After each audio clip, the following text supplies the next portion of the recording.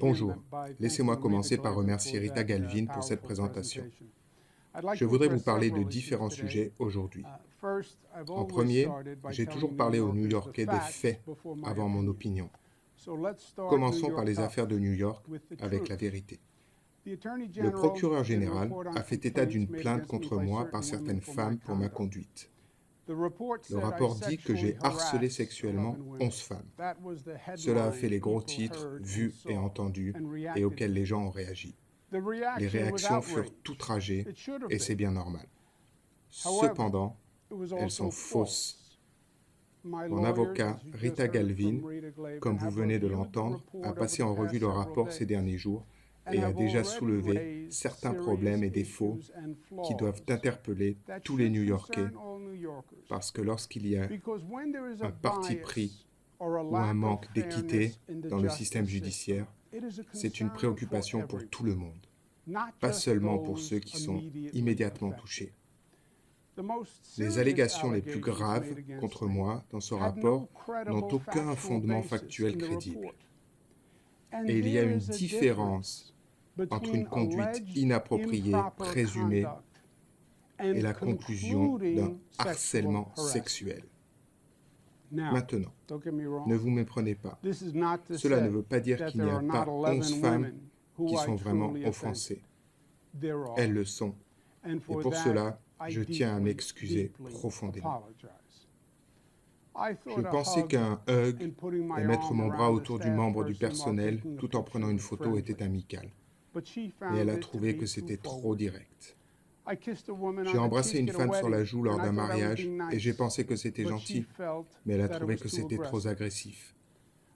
J'ai dérapé et appelé des gens « chérie »,« ma chérie ». Je l'ai fait en pensant être plaisant, mais les femmes l'ont ressenti comme ringard et offensant. J'ai dit à la télévision nationale à un médecin portant un masque et me donnant un écouvillon nasal de Covid, « Vous rendez cette robe belle ». Je plaisantais, évidemment, sinon je ne l'aurais pas dit à la télévision nationale, mais elle a trouvé cela irrespectueux. J'assume l'entière responsabilité de mes actes. J'ai été trop familier avec des personnes. Mon sens de l'humour peut être insensible et rebutant.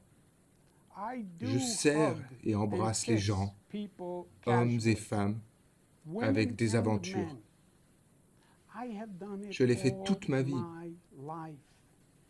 Je suis comme cela, aussi loin que je puisse m'en souvenir. Dans mon esprit, je n'ai jamais franchi la ligne avec qui que ce soit. Mais je n'ai pas réalisé à quel point la ligne avait été redessinée. Il y a des changements culturels et générationnels que je n'ai tout simplement pas pleinement appréciés. Et j'aurais dû. Pas d'excuse. Le rapport a mis en lumière une question dont je n'étais pas au courant et que j'aimerais aborder. Une femme soldat a fait part d'une préoccupation qu'elle a trouvée dérangeante, et moi aussi. Laissez-moi vous fournir un peu de contexte. Le régiment des soldats du gouverneur comptait environ 65 soldats, parmi lesquels seulement 6 femmes et 9 soldats noirs. Je suis très fier de la diversité au sein de mon administration, qui est la plus diversifiée qu'aucune autre administration dans l'histoire. Et je suis fier d'avoir plus de femmes à des postes de direction qu'aucun gouvernement avant moi. Le manque de diversité au sein des forces de police de l'État a toujours été pour moi une déception. À bien des égards, le personnel du gouverneur sont le visage du gouvernement de l'État, celui que les gens voient. Lorsque j'assiste à un événement, les gens voient le personnel qui m'accompagne. J'ai toujours essayé de recruter plus dans la diversité. À une occasion, j'ai rencontré 2 femmes soldats qui étaient de service lors d'un événement. Les 2 semblaient compétentes et impressionnantes, et j'ai demandé à la police d'État de voir s'ils étaient intéressés à se joindre à nous. J'ai rencontré souvent des gens, hommes et femmes, qui soient prometteurs. S'ils le sont, je les recommande pour un entretien. La police d'État s'occupe des entretiens et des embauches. Et l'un des deux soldats a finalement rejoint le bataillon de l'équipe. J'ai appris à la connaître au fil du temps, et c'est une grande professionnelle. Et je plaisantais parfois avec elle quand nous étions dans la voiture. Nous avons passé beaucoup de temps à conduire dans l'État. Cette femme soldat allait se marier, et j'ai fait quelques blagues sur les conséquences négatives de la vie conjugale. Je voulais que ce soit humoristique. Elle a été offensée, et elle avait raison. Cette soldate a également dit que dans un ascenseur, je lui avais touché le dos et que lorsque je passais devant elle, dans l'embrasure d'une porte, je lui ai touché le ventre. Maintenant, je ne me souviens pas de l'avoir fait, mais si elle l'a dit, c'est que je l'ai fait. Je la crois. Lors d'événements publics, les soldats tiennent souvent les portes ouvertes ou gardent les portes. Quand je passe devant eux, je leur saisis souvent le bras, leur donne une petite tape sur le visage, sur le ventre ou dans le dos. C'est ma façon de dire « Je vous vois, je vous apprécie et je vous remercie ». Je ne suis pas à l'aise quand je passe devant eux en les ignorant. Bien sûr, ce sont habituellement des soldats masculins. Dans ce cas, je ne me souviens pas du tout de l'avoir fait. Je ne l'ai pas fait sciemment avec une femme soldat. Je n'y ai vu aucune connotation sexuelle, ni aucun acte d'intimité. Je ne pensais simplement pas.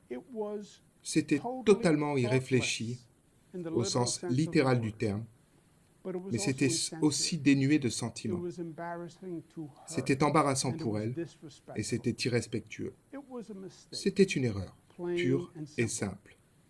Je n'ai d'autres mots pour l'expliquer. Je tiens personnellement à m'excuser auprès d'elle et de sa famille. J'ai le plus grand respect pour elle et pour la police de l'État de New York. Maintenant, évidemment, dans une affaire hautement politique comme celle-là, il y a de nombreux ordres du jour et de nombreuses motivations en jeu. Si quelqu'un pensait le contraire, il serait naïf. Et les New-Yorkais ne sont pas naïfs.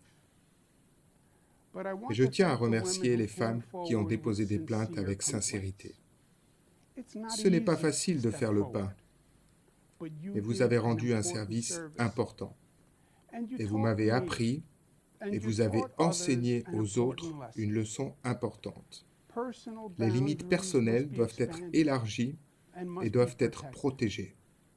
J'accepte l'entière responsabilité. Faire partie du New York dur, c'est aussi faire partie du New York intelligent.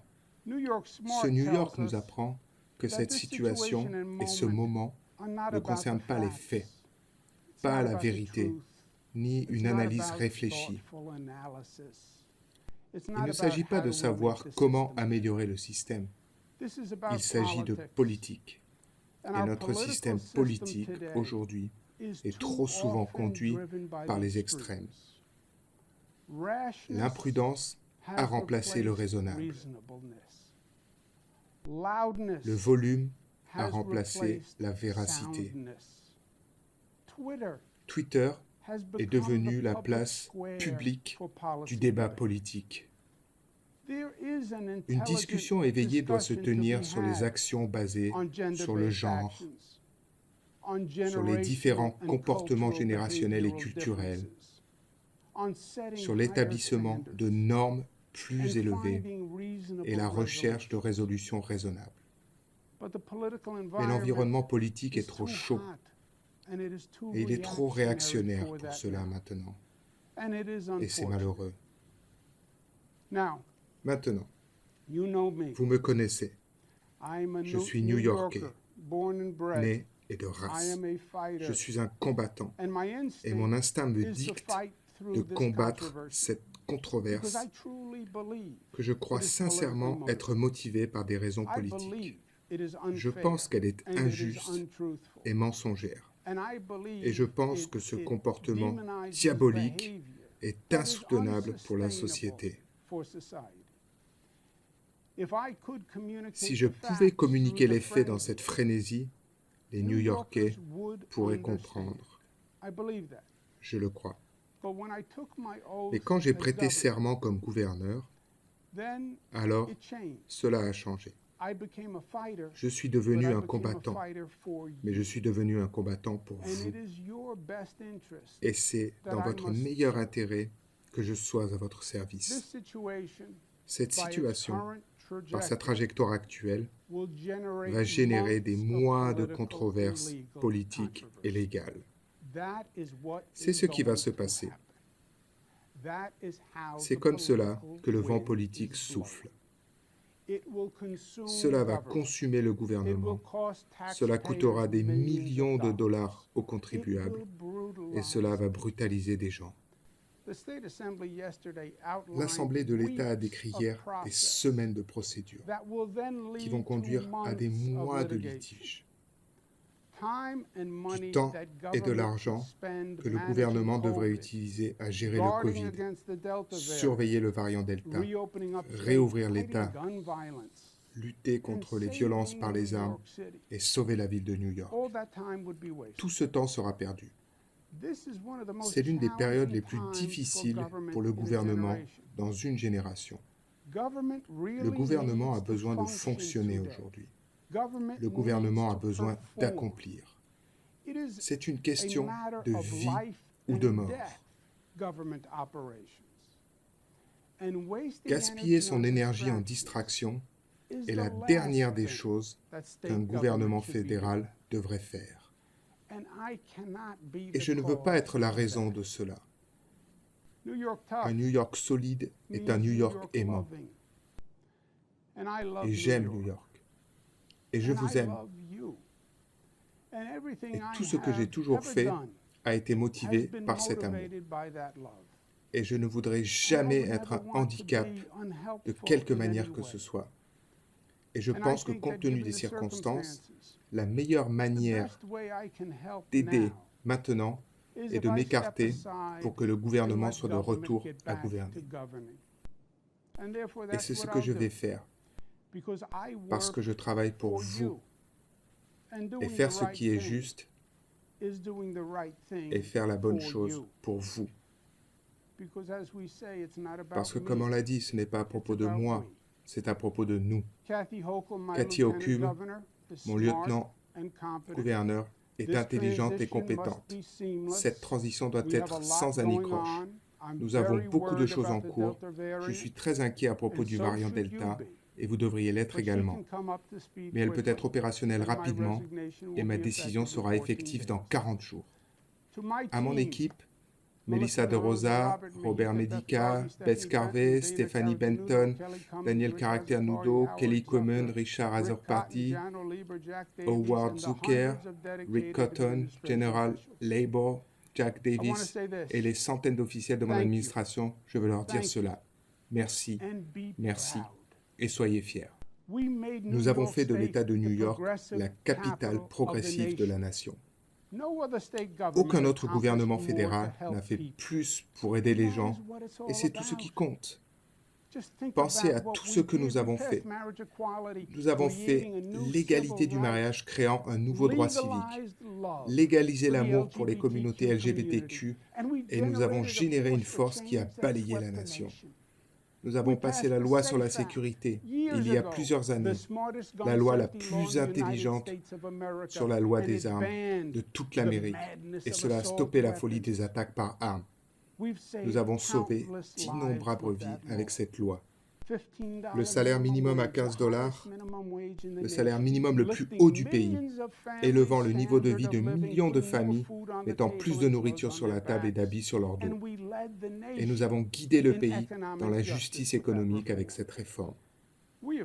Nous avons géré toutes les urgences que la nature nous a infligées. Feux, inondations, typhons et pandémies.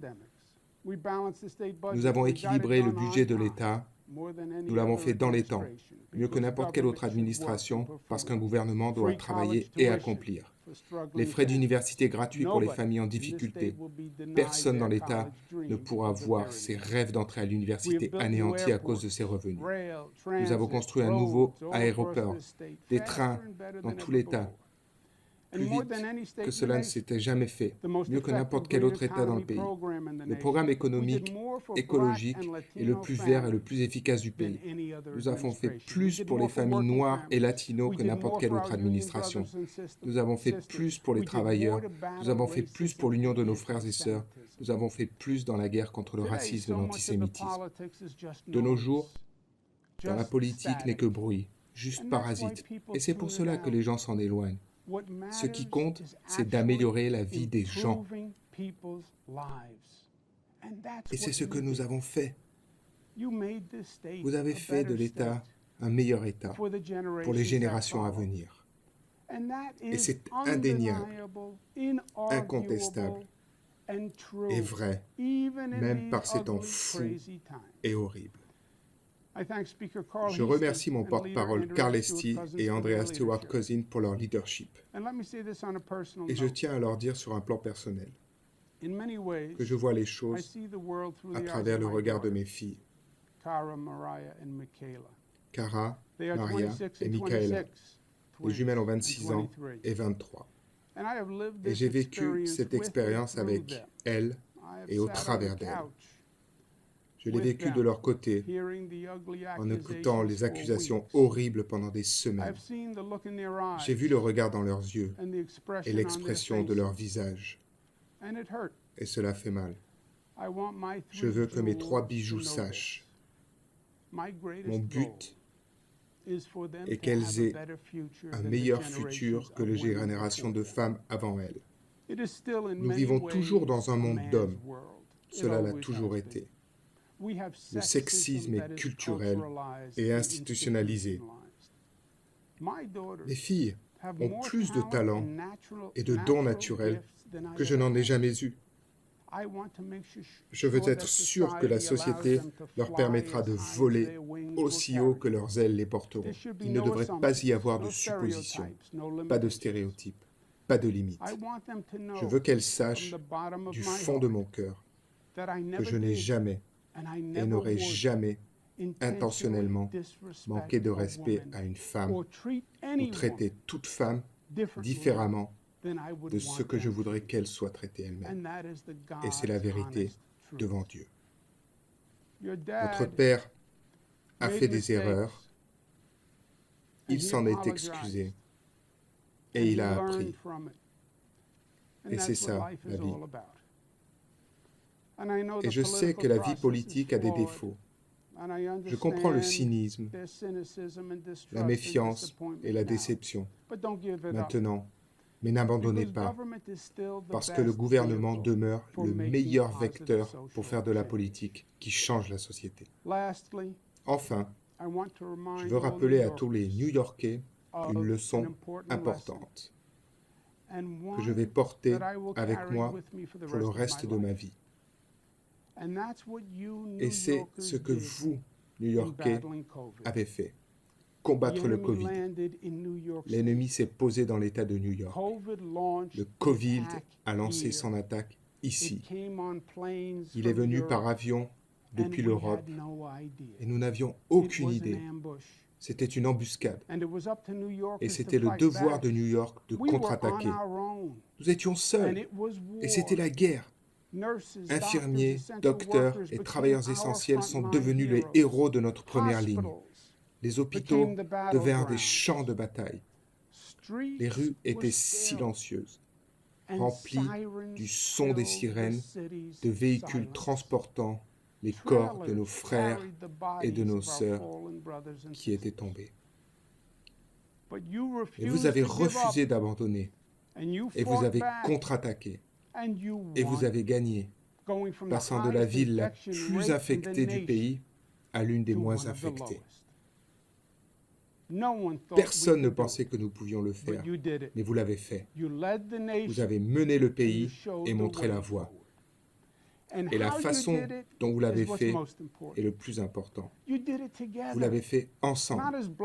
Pas comme un noir de New York, un blanc de New York, pas un LGBTQ de New York, un New Yorkais normal, démocrate, républicain, du sud de l'État, juif, musulman, protestant, catholique, mais comme une communauté, comme une famille, la famille de New York.